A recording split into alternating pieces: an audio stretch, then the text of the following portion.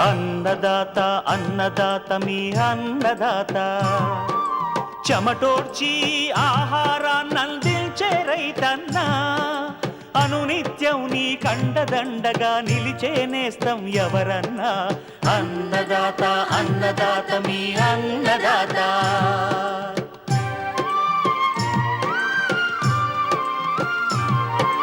నూతన రీతుల సాగుబడికి నూరింతలు పెరిగే దిగుబడికి సూచనలిచ్చే సస్య రక్షణకు పశు పోషణకి శాస్త్ర విజ్ఞానం అందించి ముందుకు నడిపే తెలుగు రైతు భారతదేశానికి మకుటం అయ్యేలా తీర్చిదిద్దే ఆశయంతో మిమ్ము మేలు కొలిపేది అన్నదాత అన్నదాత అన్నదాత మీ అన్నదాత అన్నదాత అన్నదాత మీ అన్నదాత.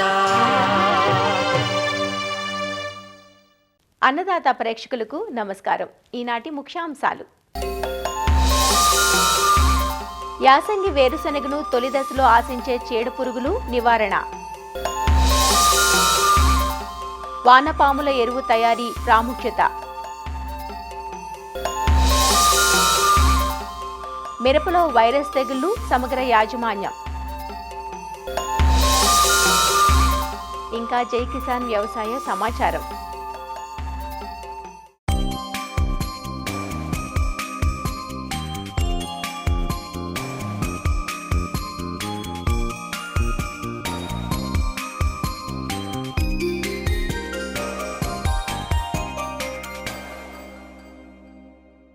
వేరుశనగ నూనె గింజల పంటల్లో అధిక విస్తీర్ణంలో సాగయ్యే పంట.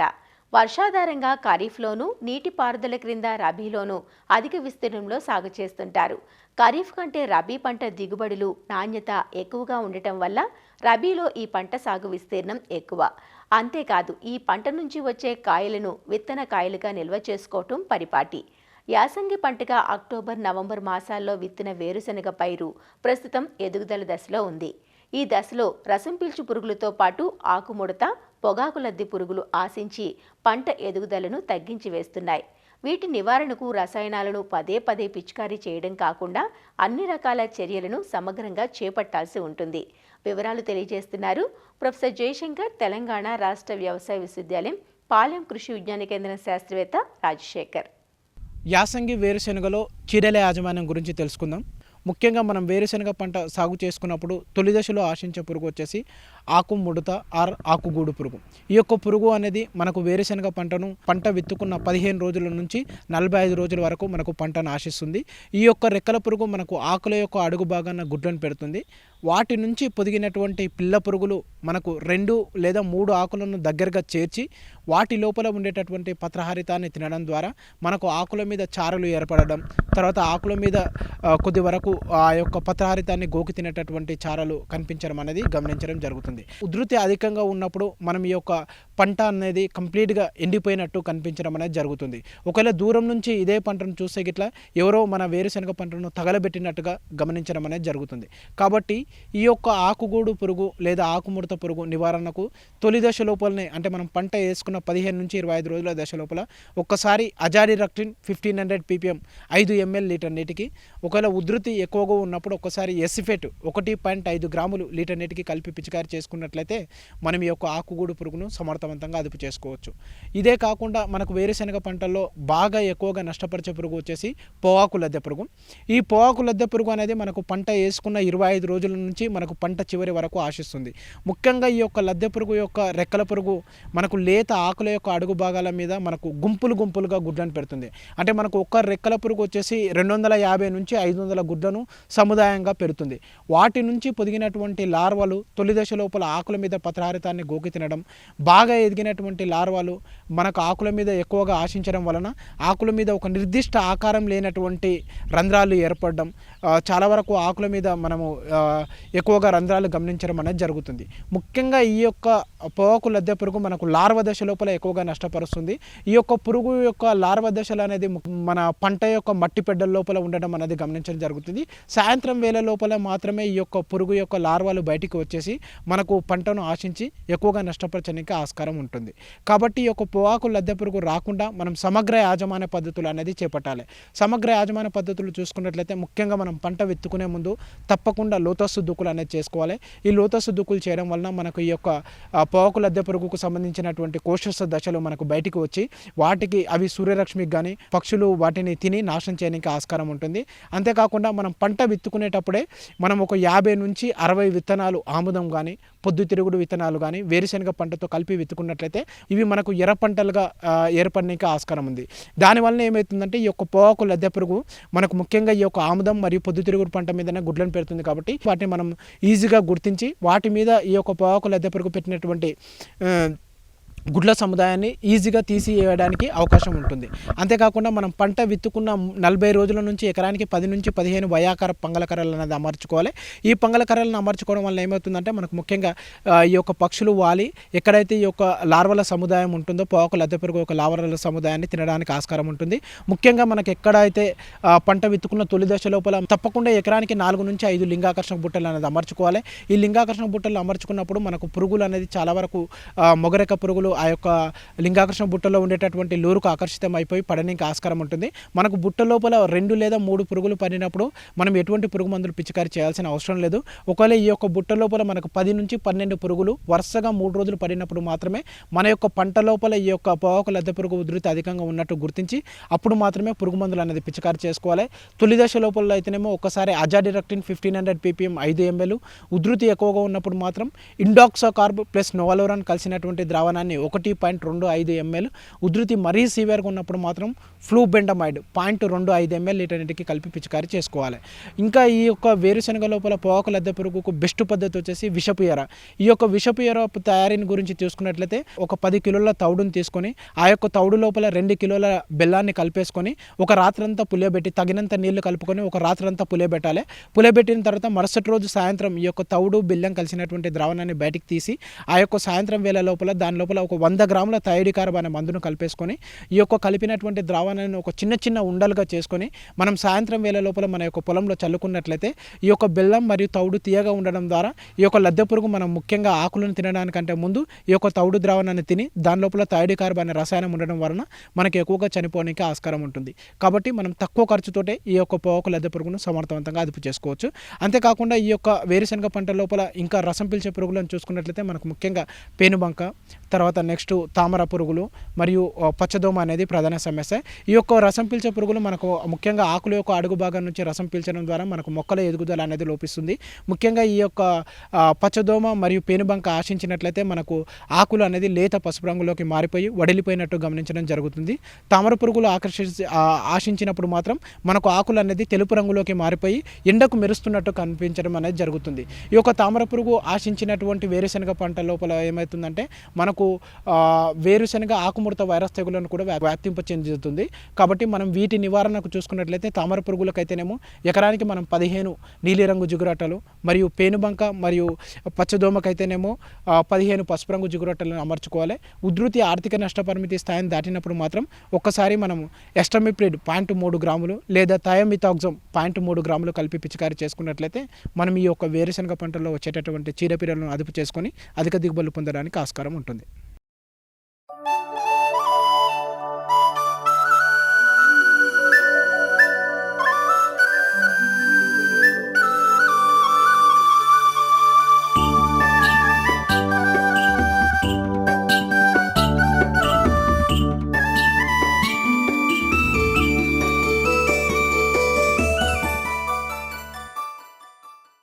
ఈ రోజున ఆధునిక వ్యవసాయం ఎదుర్కొంటున్న పెను సవాలు భూముల కాలుష్యం. రసాయనమయమైపోతున్న ఈ భూములు ఫలదతను కోల్పోతున్నాయి. సారహీనంగా మారి కనీసపు దిగుబడులను కూడా అందించలేకపోతున్నాయి. టన్నుల కొద్దీ గుమ్మరిస్తున్న కృత్రిమ ఎరువులతో జవసత్వాలు కోల్పోయి సాగుకు పనికిరాకుండా పోతున్నాయి. దీనికి పరిష్కారం సేంద్రియ ఎరువుల వాడకం. సేంద్రియ ఎరువులు అనగానే అందరికీ గుర్తొచ్చేది పశువుల ఎరువు. దీనితో పాటు జీవన ఎరువులు, పచ్చిరొట్టె ఎరువులు, వర్మి కంపోస్ట్ వంటి వాటిని సేంద్రియ ఎరువులుగా వాడుకోవచ్చు. వానపాముల విసర్జితమే వర్మి కంపోస్ట్. వ్యవసాయ వ్యర్థాలను వానపాముల సహాయంతో కొల్లబెట్టి వర్మి కంపోస్ట్ను ఉత్పత్తి చేస్తారు. వర్మి కంపోస్ట్ను సొంతానికి వాడుకుంటున్న రైతులు కొందరైతే ఉత్పత్తిని వాణిజ్య పంతాలో చేపట్టి లాభాలు పొందుతున్న వారు మరికొందరు.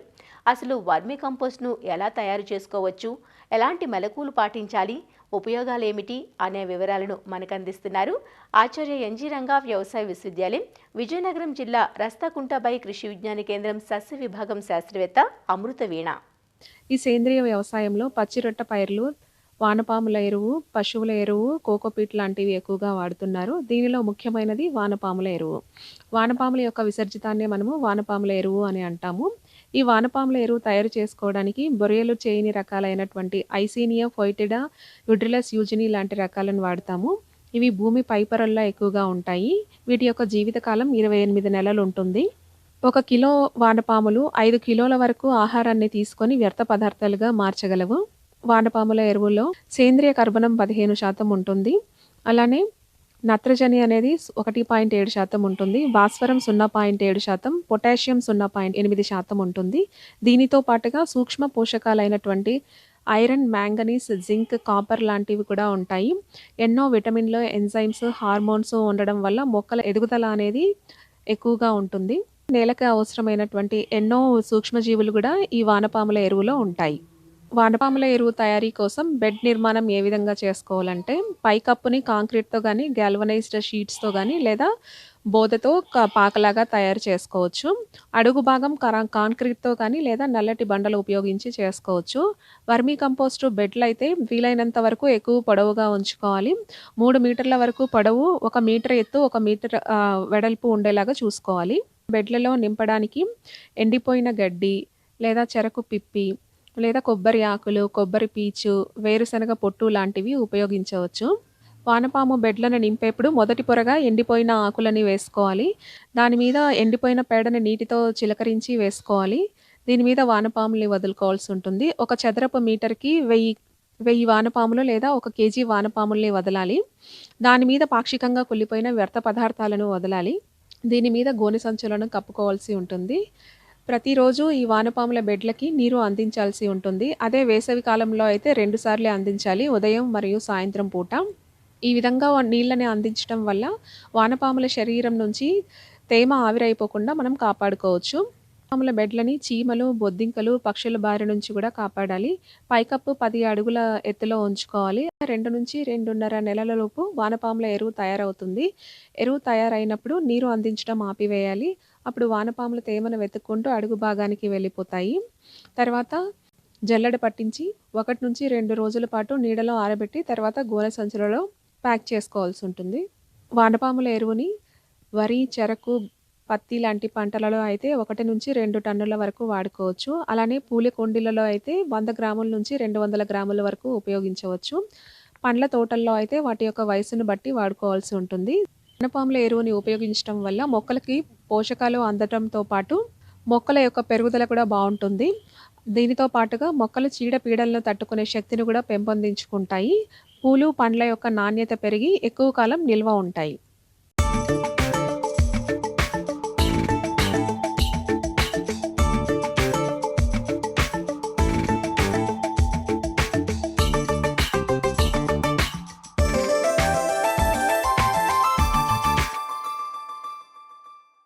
రోజురోజుకు మిరప సాగు రైతుకు కత్తి మీద సాముగా మారుతోంది. ఇందుకు పెరిగిపోతున్న చీడపీడలే ప్రధాన కారణంగా ఉన్నాయి. రసం పీల్చే పురుగుల సమస్యతో పాటు వీటి ద్వారా వ్యాప్తి చెందే వైరస్ తెగుళ్లు మిరప రైతులకు కంటి మీద కునుకు లేకుండా చేస్తున్నాయి. వీటి నివారణకు రైతులు ప్రతి 2 రోజులకోసారి రసాయన మందులను పిచికారీ చేస్తున్నారు.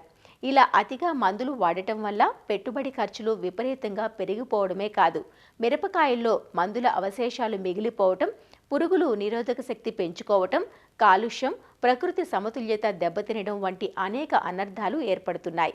అందువల్ల చీడపీడల నివారణకు కేవలం రసాయనిక మందులపైనే ఆధారపడకుండా అన్ని రకాల సమగ్ర సస్యరక్షణ చర్యలు పాటించడం తప్పనిసరి. మిరపను ఆశించే వైరస్ తెగుళ్లు నివారణకు చేపట్టాల్సిన సమగ్ర చర్యల గురించి ఈరోజు అన్నదాతలో చూద్దాం. మిరప పంట పెరుగుదల నుంచే వైరస్ తెగుళ్లు ఆశిస్తూ ఉంటాయి. మిరపను ముఖ్యంగా ఆకుముడత లేదా జెమినీ వైరస్ తెగులు, కుకుంబర్ మొజాయిక్ తెగులు, పీనట్ బడ్ నెక్రోసిస్ అనే 3 రకాల వైరస్ తెగుళ్లు ఆశిస్తుంటాయి. ముందుగా ఆకుముడత గురించి తెలుసుకుందాం. ఆకుముడత తెగులును జెమినీ వైరస్ అని, బొబ్బర తెగులు అని కూడా పిలుస్తుంటారు. ఈ తెగులు సోకిన మొక్కలోని ఆకులు చిన్నవిగా మారి ఆకుల మీద బొబ్బలుగా ఏర్పడి పైకి ముడుచుకునుంటాయి. ఈ ఆకులు పడవ ఆకారంలో ఉంటాయి. తెగులు సోకిన ఆకుల ఈనెలు ఆకుపచ్చగా ఉండి, ఆకుల ఈనెల మధ్యభాగం లేత ఆకుపచ్చ లేదా పసుపుపచ్చ రంగులో ఉండి, కణుపుల మధ్య దూరం తగ్గడం వల్ల మొక్కలు గిడసబారి పొట్టిగా గుబురుగా కనిపిస్తాయి. ఈ వైరస్ తెగులు సోకిన మొక్కల్లో మొత్తానికి పూత లేకపోవడం, ఒకవేళ పూసినా తక్కువ పూత రావడం, కాయలేర్పడినా చిన్నగా వంకరగా కాయలు కాస్తుంటాయి. ఈ వైరస్ ఒక మొక్క నుంచి ఇంకో మొక్కకి తెల్లదోమ ద్వారా వ్యాపిస్తూ ఉంటుంది. మిరపను ఆశించే మరో వైరస్ తెగులు కుకుంబర్ మొజాయిక్ వైరస్ తెగులు. ఈ వైరస్ తెగులు సోకిన ఆకుల్లో ముందుగా పత్రహరితం కోల్పోయి చిన్న మచ్చలేర్పడి క్రమేపీ మొజాయిక్ లాగా ఏర్పడతాయి. కుకుంబర్ మొజాయిక్ తెగులు సోకిన మొక్కలు గిడసబారి ఉంటాయి. పూత కాపు రావు. ఒకవేళ వచ్చినా కాయలు పెళుసుగా మారతాయి. కుకుంబర్ మొజాయిక్ తెగులు పేనుబంక పురుగుల ద్వారా ఒక మొక్క నుంచి మరో మొక్కకు వ్యాప్తి చెందుతుంది. మరో వైరస్ తెగులు పీనట్ బడ్ నెక్రోసిస్. దీన్నే మొవ్వుకుళ్ళు అంటారు. తెగులు సోకిన ఆకుల మీద పసుపు రంగు నెక్రోటిక్ వలయాలేర్పడి క్రమేపీ పెద్దవయి ఆకులు క్షీణించి ఎండిపోయి రాలిపోతాయి. మొక్కల కాండం మీద నల్లని మచ్చలేర్పడి క్రమేపీ చారలుగా మారి కొమ్మల చివరి భాగం కుళ్ళిపోయి ఎండిపోతాయి. తెగులు సోకిన మొక్కల్లో కాయలు వంకర్లుగా ఏర్పడతాయి. పీనట్ బడ్ నెక్రోసిస్ వైరస్ తామర పురుగుల ద్వారా ఒక మొక్క నుంచి మరో మొక్కకు వ్యాప్తి చెందుతుంది. వైరస్ తెగుళ్ల నివారణకు సమగ్ర సస్య రక్షణా చర్యలు పాటించాలి. వైరస్ తెగుళ్లను తట్టుకునే రకాలను సాగుకెంచుకోవాలి. సూటి రకాల విత్తనాలను తెగులు సోకని మొక్కల నుంచి సేకరించుకోవాలి. కలుపు మొక్కలు వైరస్ తెగులు వ్యాప్తి చెందటానికి కారకాలుగా ఉంటాయి కాబట్టి పొలంలో కలుపు మొక్కలు లేకుండా చూసుకోవాలి. కిలో విత్తనానికి 5 మిల్లీలీటర్ల ఇమిడాక్లోప్రిడ్ ఎఫ్ఎస్ మందుతో విత్తన శుద్ధి చేసిన విత్తనాన్నే నాటుకోవాలి. రసం పీల్చు పురుగులు నారు దశ నుంచే ఆశిస్తుంటాయి కాబట్టి షేడ్ నెట్లలో పెరిగిన నారును మాత్రమే నాటుకోవడానికి ఎంచుకోవాలి. వైరస్ తెగుళ్ల నివారణకు ఎలాంటి రసాయనిక మందులు లేవు కాబట్టి వాటిని వ్యాప్తి చేసే రసం పీల్చు పురుగుల్ని అరికట్టడం ద్వారా తెగులు వ్యాప్తిని అదుపులో ఉంచుకోవచ్చు. మిరప పొలం చుట్టూ 2-3 వరుసల్లో జొన్న, మొక్కజొన్న పంటల్ని వేసుకుంటే ఇవి ప్రక్క పొలాల నుంచి వచ్చే రసం పీల్చు పురుగుల్ని అడ్డుకుని ప్రధాన పంటను ఆశించకుండా ఉంటాయి. పొలంలో ఎకరాకు 20 చొప్పున పసుపు, నీలం, తెలుపు రంగు జిగురు అట్టల్ని పొలానికి 1 అడుగు ఎత్తులా అమర్చుకోవాలి. వైరస్ తెగులు సోకిన మొక్కల్ని మొదటి దశలోనే గుర్తించి పీకి కాల్చివెయ్యాలి. రసం పీల్చు పురుగుల నివారణకు ప్రారంభ దశలో 5% వేప కషాయం లేదా 5 మిల్లీలీటర్ల వేప నూనె లీటర్ నీటికి కలిపి పిచికారీ చేసుకోవాలి. చివరి అస్త్రంగా మాత్రమే రసాయనిక పురుగు మందుల్ని పిచికారీ చెయ్యాలి. జెమినీ వైరస్ను వ్యాప్తి చేసే తెల్లదోమ నివారణకు 1.5 గ్రాముల ఎసిఫేట్ లేదా 0.3 గ్రాముల ఎసిటామిప్రిడ్ లేదా 0.2 గ్రాముల థయోమిథాక్సోమ్ లేదా 1 మిల్లీలీటర్ స్పైరోమెసిఫిన్ లీటర్ నీటికి కలిపి పురుగు ఉధృతిని బట్టి వారం రోజుల వ్యవధిలో మందుల్ని మార్చి పిచికారీ చేసుకోవాలి. కుకుంబర్ మొజాయిక్ కలిగించే పేనుబంక నివారణకు 1.5 గ్రాముల ఎసిఫేట్ లేదా 2 మిల్లీలీటర్ల మిథైల్ డెమటాన్ లేదా 0.4 మిల్లీలీటర్ల ఇమిడాక్లోప్రిడ్ లీటర్ నీటికి కలిపి పిచికారీ చెయ్యాలి. మొవ్వుకుళ్ళు వైరస్ కలిగించే తామర పురుగుల నివారణకు పైరు మొదటి దశలో అంటే నాటిన 15-45 రోజులకు ఎకరాకు 8 కిలోల పిప్రోనిల్ గుళికలు వేసుకోవాలి. తర్వాతి దశలో 2 సార్లు ఎకరాకు 40 గ్రాముల పిప్రోనిల్ లేదా 160 మిల్లీలీటర్ల ఫ్లూక్సామెటామైడ్ లేదా 160 మిల్లీలీటర్ల స్పైరోటెట్రామాట్ లేదా 34 మిల్లీలీటర్ల బ్రోఫినలైడ్ లేదా 200 మిల్లీలీటర్ల స్పైనటోరం మందుల్ని పురుగుల ఉధృతిని బట్టి మార్చి మార్చి పిచికారీ చేయాలి. అన్ని రకాల సమగ్ర సస్య రక్షణ చర్యల్ని ఒక ప్రణాళిక ప్రకారం ఆ ఊరిలోని మిరప రైతులందరూ చేపట్టినట్లయితే వైరస్ తెగుళ్లను అదుపులో ఉంచుకోవచ్చు.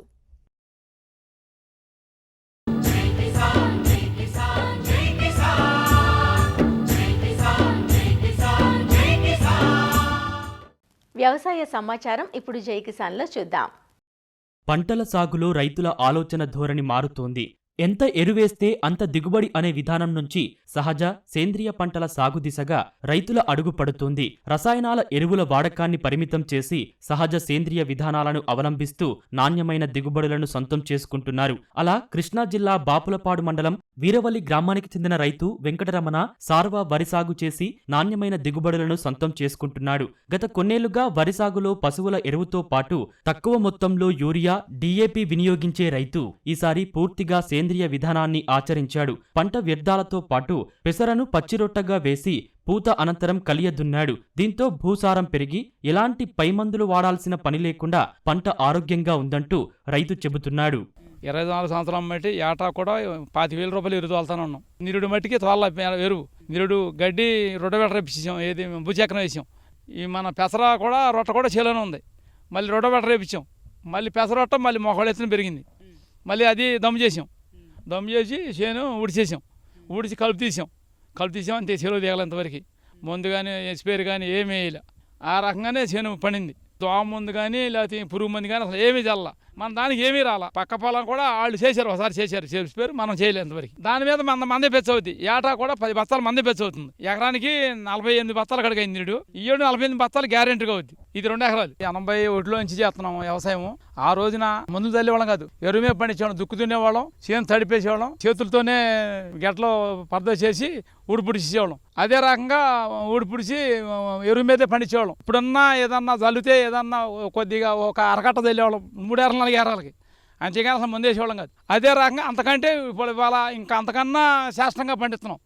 ఇదే రకంగా పండించాం మన రాష్ట్రం అంతా ఇవాళ సస్యశ్యామలంగా ఉంటుంది. నేను చిన్నతనం నుంచి మా నాన్నగారు వ్యవసాయం చేస్తున్నారు. ప్రతి సంవత్సరం ఎరువు తోలుతున్నాం, ఎంతో కొంత మళ్ళీ ఎరువు వేస్తున్నాం, డిఏపి అయ్యి. ఈ సంవత్సరం డిఏపి అనేది లేదు, అంటే ప్రతి సంవత్సరం ఎరువు తోలి మందు వేస్తున్నాం, డిఏపికి యూరియా, అంతేగాని ఇంక వేరే రకం మంది ఏం లేదు. అంటే 2 ఎకరాలు 2 కట్టలు వేసేవాళ్ళం ప్రతి సంవత్సరం. ఈ సంవత్సరం ఏంటంటే చేలో ఎరువు తోలకపోయినా మిషన్ కోత కోపించాం. ప్రతి సంవత్సరం మామూలు మనుషులతో కోపిస్తున్నాం, ఈ సంవత్సరం మిషన్తో కోపించాం. ఆ వరిగడ్డ ఉందని చెప్పి దాన్ని భూచక్రం వేయించి పైరు చల్లాం. పైరు కూడా బాగా పండింది. పెసర చల్లామన్నా, పెసర చల్లితే ఈ సంవత్సరం పెసర మిషన్తో కోపించాం. ఆ మిషన్ కోసినప్పుడు గింజలు రాలిని, ఆ రాలిన గింజలు మళ్ళీ వేసవకాలం వర్షాలకే మళ్ళీ మొక్కలు వెళ్ళి బాగా మొక్కలు ఎత్తున అయిపోయింది. ఆ పెసర ఉందని చెప్పి దాన్ని మళ్ళీ రోటివేటర్ కొట్టించి చేలు మురగబెట్టాం. బాగుంది. ప్రతి సంవత్సరం మీద కూడా ఈ సంవత్సరం చేను మంచి నీట్గా ఉంది. మందులు వద్దు, ఎత్తే మళ్ళీ పడిపోద్దామని చెప్పి ఇలా ఏమీ కొట్టలేదు. స్పేర్ మందులు కానీ మొదల మందులు కానీ ఏమి వాడాల. ఇప్పుడు పండినట్టే పండింది. ఈ సంవత్సరం కూడా తేడా ఏమి లేదు. వాటితో పోటీగా ఉందన్న. ప్రతి సంవత్సరం వాటి మీద పెచ్చు అవుతుంది. ఈ సంవత్సరం అయ్యి 45, 49 అయినా అదే పోటీగా అయింది. దాని మీద ఒక బస్తా పెచ్చు అయ్యింది కానీ తక్కువ అయ్యేటట్లేదు. వరి సాగులో ఈసారి ఎలాంటి ఎరువులు వినియోగించకపోయినా చుట్టుపక్కల పొలాలతో దీటుగా తన వరి చేను పెరిగిందని రైతు చెబుతున్నారు. ఏటా ఎకరానికి 48 నుంచి 50 బస్తాల దాకా వచ్చేవని, ఈసారి కూడా అదే స్థాయిలో దిగుబడి వస్తుందని రైతు ఆశాభావం వ్యక్తం చేస్తున్నారు. ఈ పంటను చూసేందుకు చుట్టుపక్కల రైతులు ఆసక్తి చూపుతున్నారు. అచ్చం ఎరువుతోనే పండిస్తాడు ఎక్కువ. పశువులు పేడగానే ఇతరులు ఏమి వాడాల. వాటి మీద కూడా ఇదే బాగుందండి చేను. కూడా ఏ మందులు లేకుండా పంట బాగా పండించాం. పక్క పొలం మీద మందులు వేసినా కానీ మా పొలం ఏ మందులు అయిపోయినా బాగా పండింది. మిగతా రైతులు కూడా ఇట్లా చేస్తే సేవ్ అయిపోతాం, బాగా రాబడి ఎక్కువ అవుతుంది. ఆరోగ్యకరమైన పంటలో రసాయన ఎరువుల వినియోగాన్ని ఏటికేడాది క్రమేపీ తగ్గించుకుంటూ సేంద్రియ ఎరువుకు ప్రాధాన్యం ఇవ్వడంతో భూసారం పెరిగిందని రైతు చెబుతున్నాడు. ప్రతి ఒక్క రైతు ఇలాంటి విధానాలను ఆచరించడం ద్వారా సాగు ఖర్చులు తగ్గడమే కాకుండా నాణ్యమైన దిగుబడులు సాధించవచ్చంటూ తన అనుభవం ద్వారా తెలియచేస్తున్నారు. రైతులు సోమా సురేష్, వెంకటరమణ అయితే ఎలాంటి రసాయనిక ఎరువులు వాడకుండా వరి పంటను సాగు చేసి అధిక దిగుబడులు అయితే పొందుతున్నారు. అయితే వీరిని ఆదర్శంగా తీసుకొని మిగతా రైతులు కూడా ఇలా పంటలు పండిస్తే పర్యావరణానికి ఎంతో మంచిదని వీరైతే చెప్తున్నారు. కెమెరామెన్ భాస్కర్తో తిరుమలేష్, ఈటీవీ న్యూస్, విజయవాడ నుంచి. మరిన్ని విభిన్న అంశాలతో రేపటి అన్నదాతలో మళ్ళీ కలుసుకుందాం. నమస్కారం. అన్నదాతలు తమ సందేహాలు సమస్యలను 18004254085 టోల్ ఫ్రీ నంబర్లో ఉదయం 10 నుంచి 11 గంటల మధ్య పని దినాలలో సంప్రదించగలరు. ఈ కార్యక్రమాన్ని యూట్యూబ్లో www.youtube.com/annadata ETV లింక్ ద్వారా వీక్షించవచ్చు.